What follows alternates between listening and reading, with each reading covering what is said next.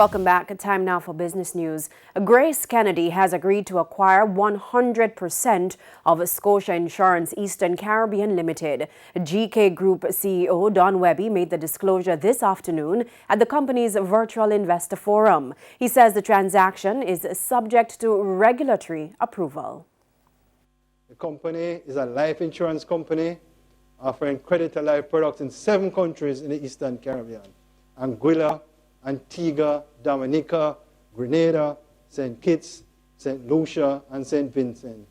And as a cricket-loving man, I can tell you, this acquisition is really a great one, where our Caribbean islands, we will be in a position to offer our services in creditor life insurance.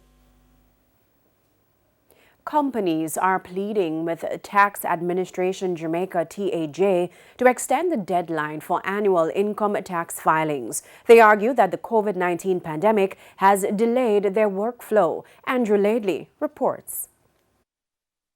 For many companies, January to March is income tax season, especially those whose financial year ends on December 31. Come next Monday, these companies are expected to submit their annual and estimated income tax liabilities. But many are already complaining that they won't meet the deadline.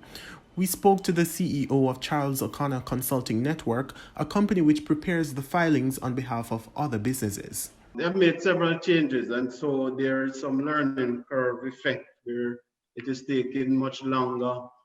And people are just learning within like 2 months before the deadline.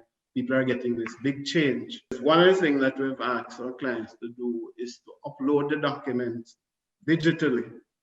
Now that too, we had to do some training, and some people had difficulty, and we had to work with them, literally hold their hands through the process, and they have been able to upload. But some of those uploads came very late. In fact, up to this morning, I was getting new set of documents for 2020.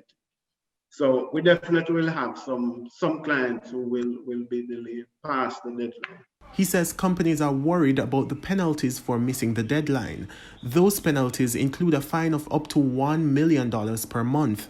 He says that fine, in addition to the 17% annual interest rate, will put undue pressure on company finances.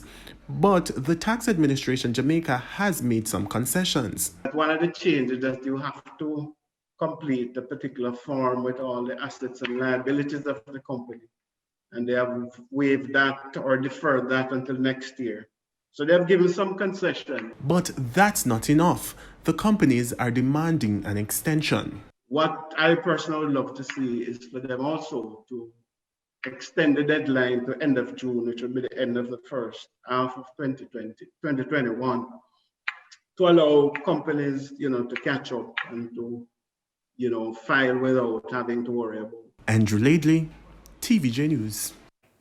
Currency trading ended today with the US dollar selling for $148.96. The Canadian dollar sold for $119.22. The pound is going for $207.94, while the euro ended the day at $181.43.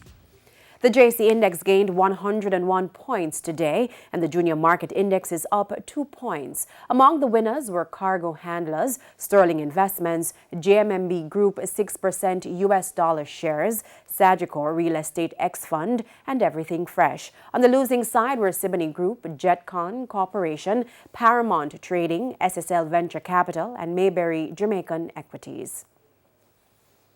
And that's the Business Day news from overseas after the break.